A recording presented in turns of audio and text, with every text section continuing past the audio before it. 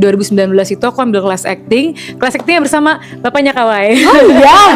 Nah, ada yang pakai lirik, ada yang instrumental juga. Ah, Jadi oke. kayak sama tergantung scene-nya apa gitu.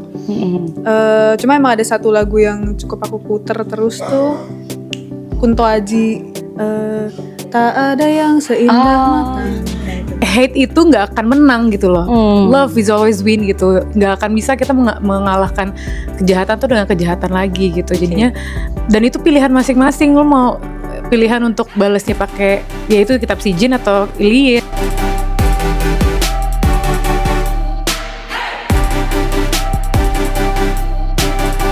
Hai sahabat kompas.com, ketemu lagi sama Ira Gita Sembiring. Saat ini seneng banget aku ditemenin sama para pemain film Kitab Si Jin dan Ilin.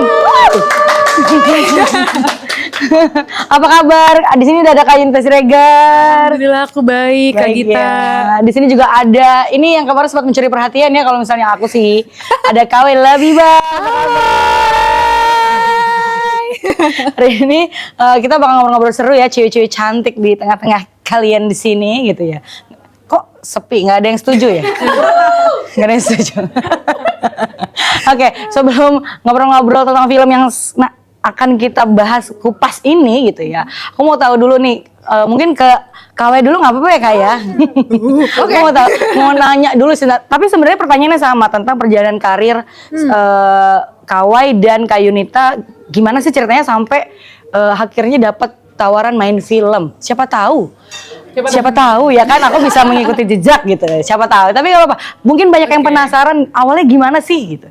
Oke, jadi kalau aku sendiri itu memang kebetulan background orang tua orang seni. Oke. Jadi memang dari kecil tuh sudah suntikan itu tuh kesenian gitu. Udah apa diajarin nyanyi, diajarin acting gitu ya? Pertama itu nari. Oke. Terus abis itu mulai masuk ke teater. Dari teater mulai ke musik.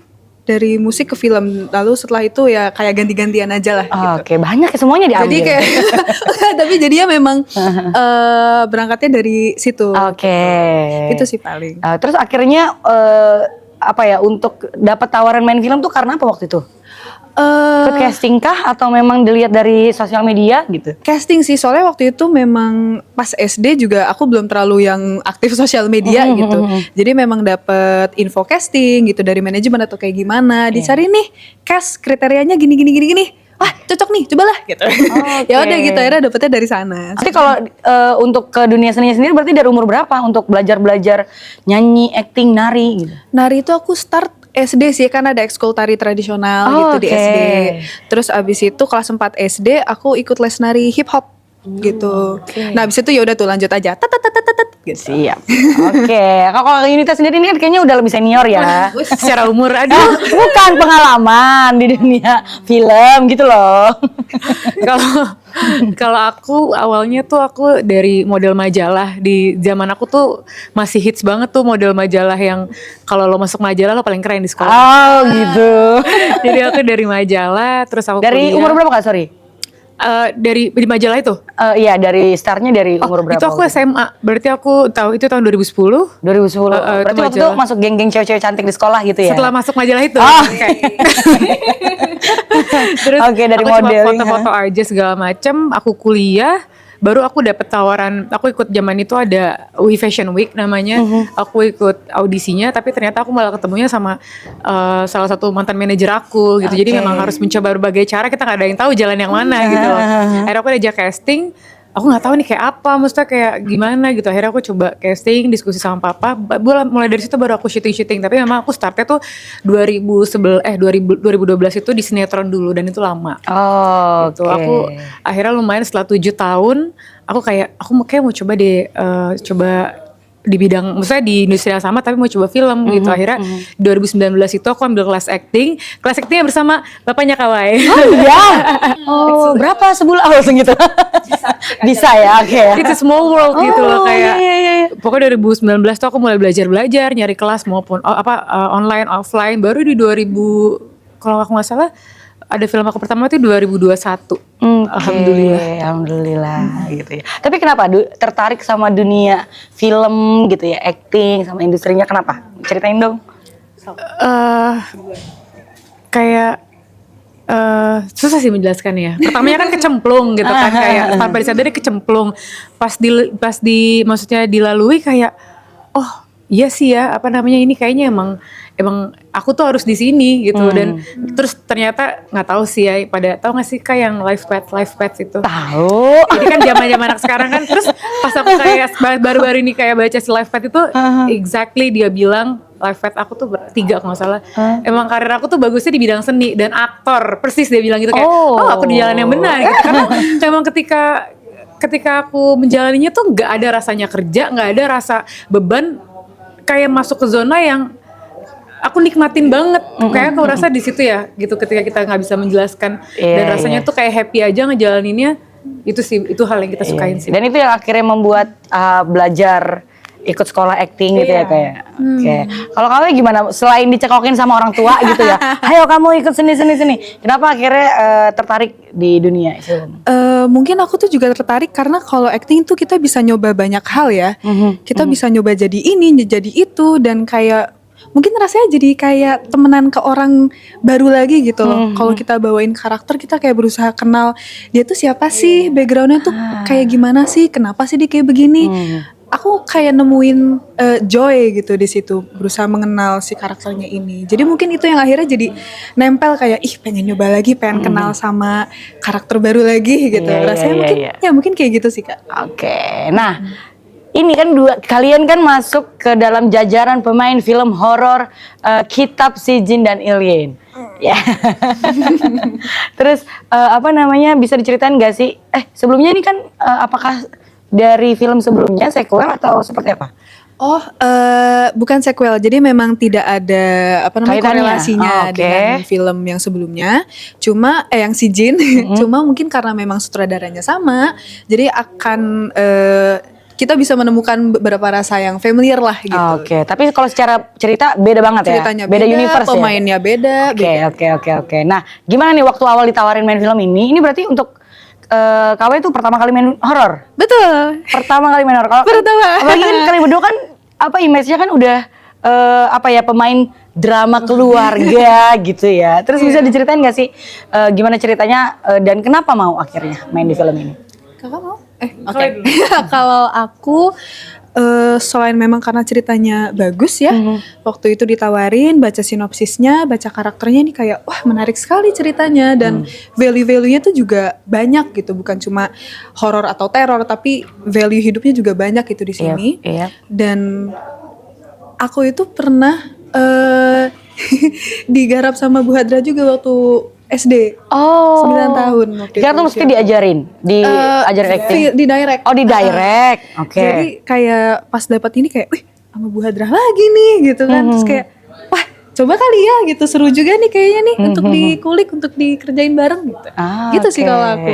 Oke. Kalau kayak ini berarti film ke dua horor sebenarnya, ya. tapi memang aku ngerasa karena memang di sini tuh porsinya lebih banyak dibandingin sebelumnya, jadi aku ngerasa lebih intens dan lebih. Jadi kalau buat aku secara pengalaman, aku bisa bilang mungkin ini lebih lebih ke pengalaman pertama yang sangat intens untuk horor gitu. Dan aku kan masih sangat baru juga di industri, jadi aku pengen banget nyoba semua genre, dan alhamdulillah kemarin ditawarin ini, ceritanya juga aku suka banget, ditambah pas tahu kerjasamanya akan sama Bu Hadra gitu, kita semua tahu track record Bu Hadra gimana, dan rekomendasi dari teman-teman gitu kayak yang udah pernah syuting sama Bu Hadra gimana, jadi kayak let's go. Aku benar-benar kayak semangat banget pas ditawarin ini, dan padahal waktu itu kita syuting bulan puasa ya. Betul. Tapi kayak let's go, nggak masalah kita jalanin. Benar, nanti kita tanyain ya kayak gimana tuh syutingnya. Nah, ceritain dong, kalian di sini jadi berperan sebagai apa, karakternya seperti apa, terus bedanya apa sih gitu? Oke. Karakter sebelumnya. Aku di sini berperan sebagai Yuli. Yuli itu karakternya dia menurut aku cukup kompleks, challenging banget buat aku. Waktu aku diskusi juga sama Bu Hadra, kita benar-benar bikin sampai grafik emosi karena akan ada banyak perubahan dari si Yuli. Jadi dia tuh memang bisa dibilang salah satu yang terbully tadinya gitu. Tapi dia tuh tadinya yang nerimo aja kayak emang ini takdirku segala macam. Tapi lama-lama dia semakin ngerasa banyak ketidakadilan di hidup dia. Jadinya mungkin ya kalau tidak ada tuntutan bimbingan agama kan, jadi mungkin dia lost gitu. Jadi dia berubah jadi seseorang yang beda banget. Dan itu perubahannya benar-benar kayak 180 derajat gitu. Dia jadi sosok yang penuh kepahitan, penuh rasa dendam, yang akhirnya dia memutuskan untuk bertindak mencari keadilan untuk hidupnya gitu.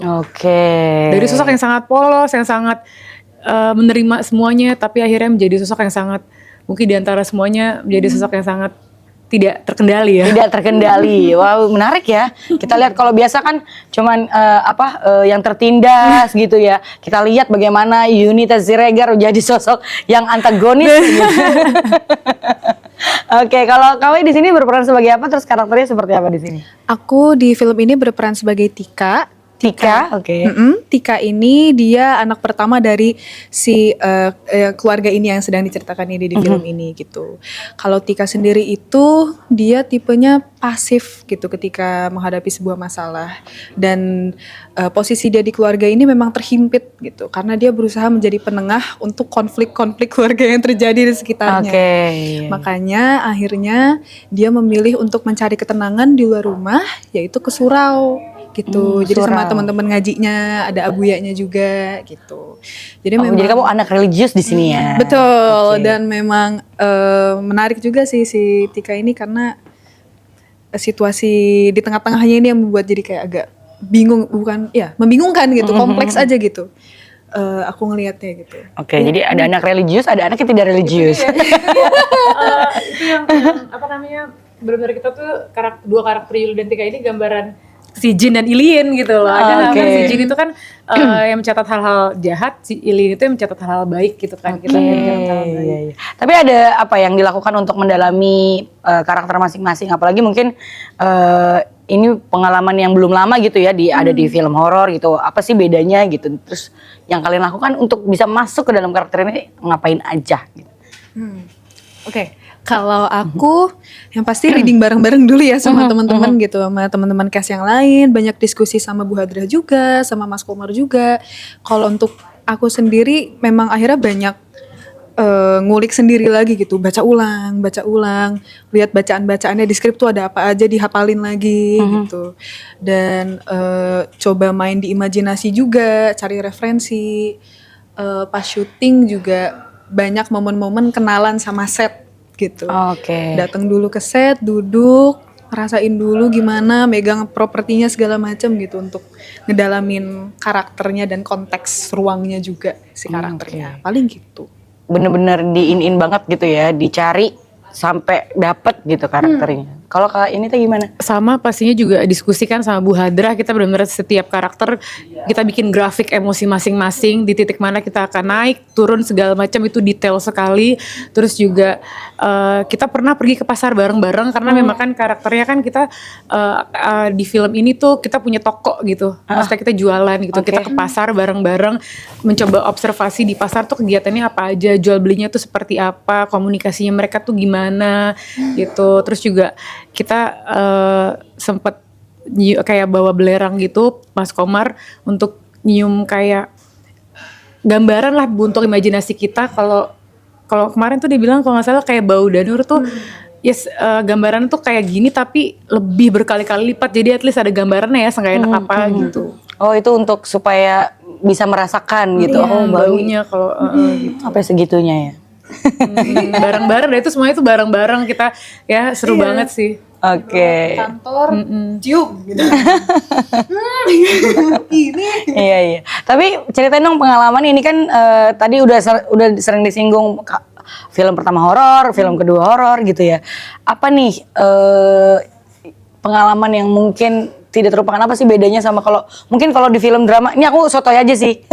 Kan nggak pernah main film drama. Mungkin kalau di film drama tuh mengurasnya, yang terkuras tuh emosinya gitu kan, nangis apa. Nah kalau di horor tuh apa tantangannya, terus pengalaman yang paling menarik di film ini apa? Secara tantangan dan maksudnya tingkat yang berat yang mana, semuanya berat pasti ya gitu. Drama juga ada beratnya juga, tapi kalau di horor nih aku ngerasa itu tuh kayak jadi satu gitu, ketika ada dramanya terus harus dibarengin dengan teknis, harus dibarengin juga dengan kepanikan. Kita harus menciptakan suasana yang benar-benar mencekam, teriak-teriak segala macam, itu semua energi dikeluarin, itu lumayan menguras energi ya gitu. Jadi lumayan berkali-kali lipat dengan, maksudnya kan teknisnya juga kalau misalnya salah di risetnya harus dari nol lagi, entah itu misalnya fake blood atau apa gitu kan.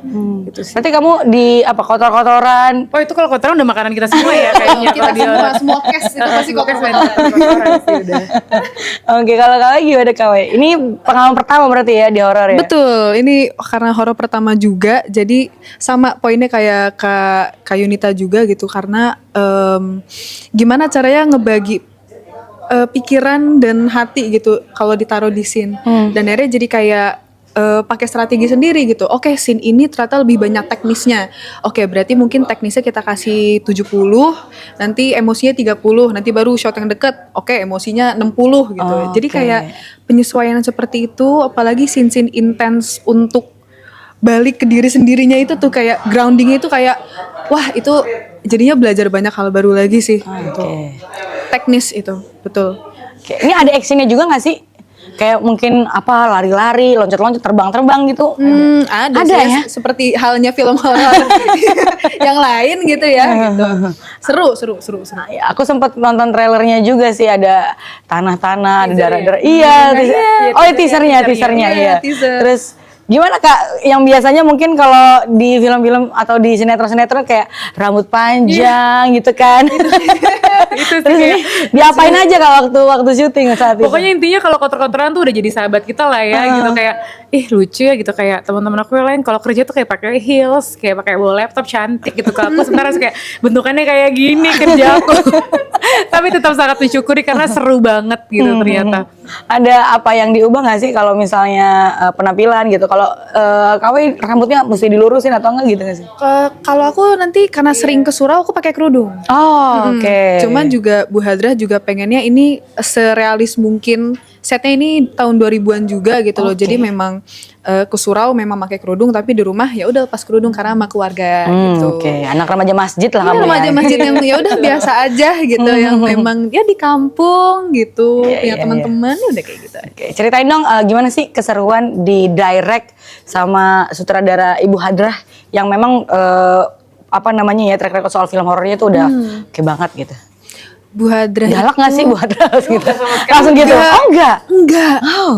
Dia sangat-sangat intuitif, tenang, membantu, dan sering banget ide-idenya tuh munculnya tuh kayak, hah, kok bisa kepikiran ya bikin scene kayak begini. Bahkan belum di set aja kita reading tuh kayak berkali-kali merinding gitu loh. Aku ngebaca skripnya dan nanti aku pengen kayak begini. Wah, kok bisa kayak gitu. Dan Ibu Hadrah itu juga sangat, dia tuh tahu apa yang dia mau gitu. Jadi untuk kami sih, aku sih merasanya kayak sangat terbantu juga gitu. Satu sisi dikasih ruang untuk eksplorasi, tapi juga nggak terlalu mencar-mencar gitu. Karena Bu Hadrah tahu targetnya tuh kemana. Iya, tetap terarah ya berarti ya. Kalau kakak? Ini berarti pertama ya Kak ya sama Bu Bu Hadrah Hadrah? ya pertama. Sama-sama pertama juga ya? Pertama juga ya. Sama Bu Hadrah tuh sangat detail, terus sangat tenang. Kayaknya ini mungkin salah satu director yang aku pernah kerja sama dan tenang sekali gitu loh. Jadi kondisi di lokasi itu sangat kondusif jadinya, karena pemimpinnya juga tenang. Mau ada hambatan misalnya hujan apa, dia juga tetap tenang gitu. Baik banget. Terus aku ingat banget pas kita ada scene yang sangat berat ya buat kita berdua waktu itu, dia sampai ke set tuh nenangin Kawai sampai meluk Kawai. It's okay gitu, sampai meluk Kawai. Jadi ngerasa kebantu banget ya dengan presence Bu Hadrah tuh yang sangat tenang tuh, sangat ngebantu kita banget sih, dan sangat open for discussion. Oke, ya. Yang jadi nggak terlalu ke pressure untuk adegan ini supaya sesuai dengan ekspektasi gitu ya, nggak ini banget. Iya, dan selalu ketemu di tengah gitu. Misalnya Bu Hadrah punya, misalnya harapannya Bu Hadrah A, misalnya kita ada diskusi kayak Bu, kayaknya kalau aku ngerasa di sini di B deh. Yaudah deh kita di tengah-tengah ketemunya, bisa gitu Bu Hadrah tuh. Iya, menarik. Tapi ini kan salah satu film yang mengangkat juga tentang santet, benar ya?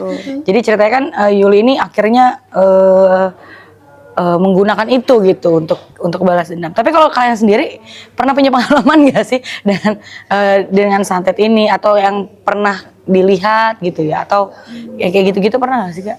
Kalau aku zaman kecil dulu pernah sih, orang terdekat aku aja gitu. Oh kayak gitu. Aku pernah lihat, tapi aku waktu kecil jadi kayak ini apa sih gitu. Nggak terlalu mengerti Nggak ya, terlalu ngerti gitu. Kawe pernah nggak Kawe? Kalau aku ngalamin langsung alhamdulillah tidak, tapi dengar dan itu juga dari orang-orang yang aku kenal gitu. Iya. Yang menarik aja gitu, yang sering kita lihat di film itu ternyata beneran ada ya. Iya, karena kan ini sering kayak mungkin dipakai untuk orang-orang yang memang punya dendam gitu ya. Aku sih nggak pernah. Kita pun masih kayak pas kita syuting ini juga ada pertanyaan kayak ini tuh beneran masih ada ya di tahun seperti ini. Ada. Dan itu percaya nggak percaya tapi memang ada gitu loh yang hal-hal yang kayak gitu yang kita rasa mungkin di kita yang terlalu metropolitan ini kayaknya nggak mungkin deh, tapi itu ada gitu. Iya. Kalau nggak ada kayaknya nggak mungkin film horor ini mulu deh, laris mulu gitu ya, karena mungkin masih relate sama masyarakat kita gitu ya.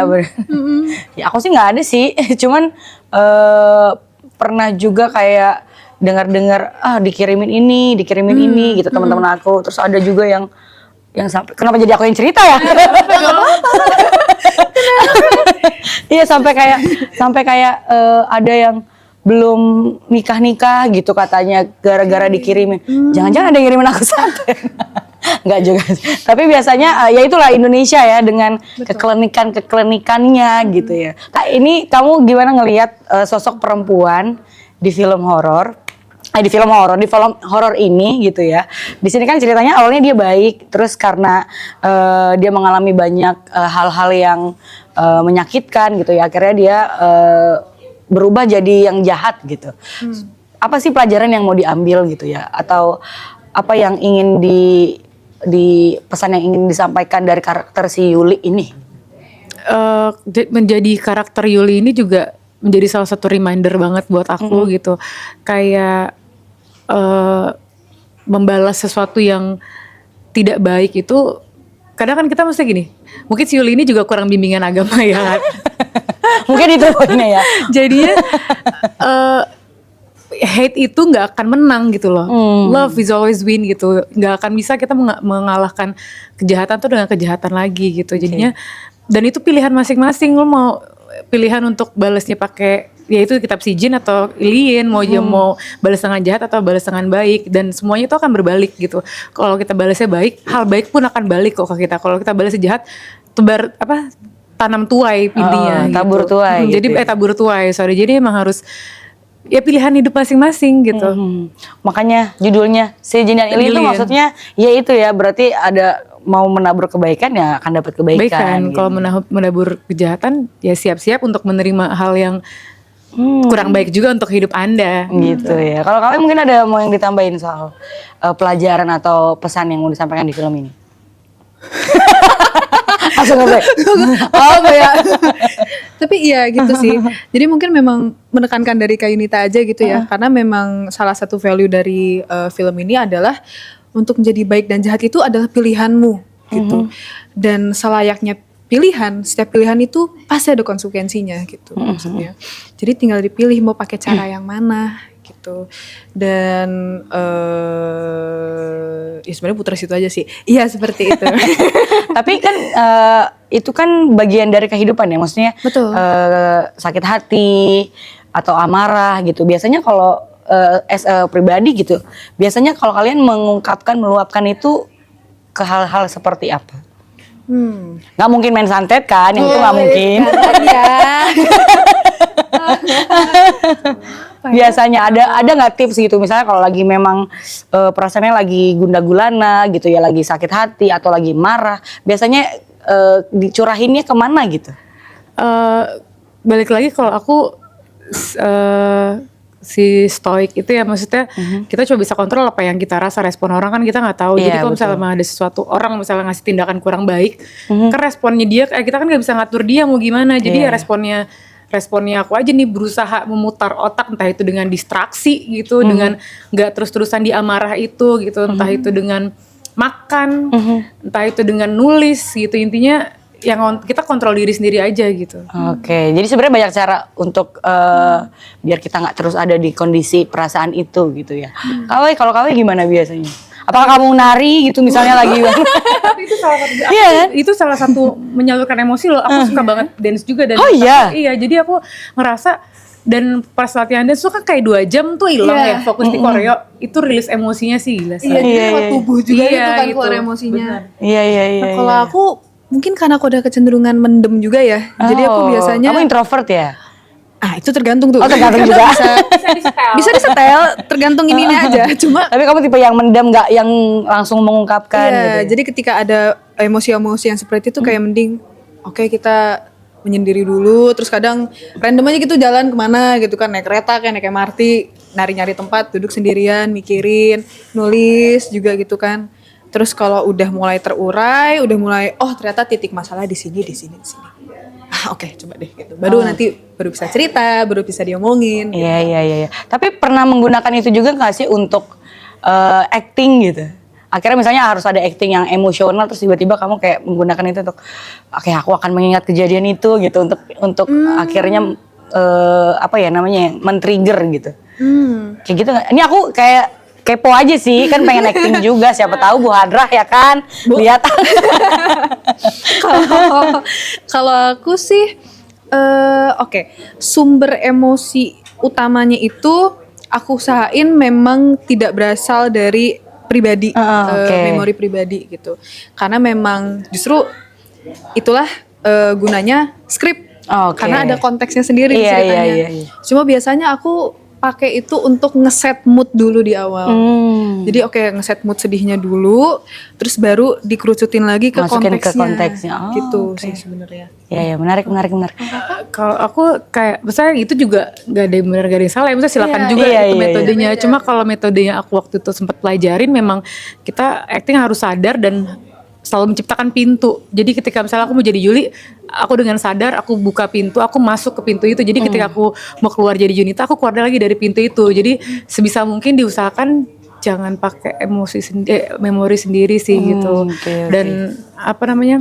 Kalau bisa jadinya memang harus menciptakan si pintu itu sih. Iya. Oh, takut ke switch gitu Iya, ya. harus menciptakan. Aku paling ininya boostingnya pakai lagu kalau aku. Oh, apa sih biasa denger lagu apa? Tergantung karakternya. Misalnya Kalau buat si Yuli lagunya lagu apa? ada aku bikin list gitu lagu-lagu yang dark, yang even misalnya aku juga nggak suka lagu itu tapi aku dengerin.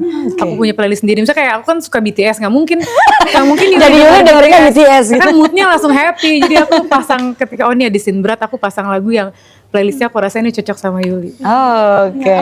Juga sangat kebantu sih musik tuh. Iya. Kalau kamu waktu merankan si Tika punya playlist juga? Ada beberapa lagu, cuma yang Kalau lagu-lagu religi gitu ya kamu dengerin? nah, ada yang pakai lirik, ada yang instrumental juga. Ah, Jadi oke. kayak sama tergantung scene-nya apa gitu. Cuma emang ada satu lagu yang cukup aku puter terus tuh, Kunto Aji. Tak ada yang seindah mata. Nah, itu. Nah, Iya. Hanya sih. rembulan. Ya, itu salah satu Oke. soundtrack ketika mungkin. Oke, mungkin bisa dikasih info juga nih ke sahabatkompas.com, film ini tayangnya kapan? Yang penasaran nih ceritanya Yuanita jadi sosok yang gitu ya, dan Kawai Labiba yang sebelumnya di drama gitu ya, sekarang jadi di horor. Kapan sih bisa nonton film ini? Tetap si Jin dan Ilian akan tayang tanggal 17 Juli 2025 di bioskop. Oke, boleh kasih tepuk tangan dong buat narasumber hari ini. Tonton. Pokoknya sukses semoga banyak yang nonton. Amin. Dan terima kasih untuk Kak Yunita dan juga Kawai yang udah mau ngobrol-ngobrol, sukses terus. Dan sahabat Kompas juga terima kasih yang udah menyaksikan. Pokoknya jangan kemana-mana, ya bolehlah kemana-mana, pokoknya saksikan terus youtube.kompas.com. Pokoknya terima kasih, maju terus perfilman Indonesia.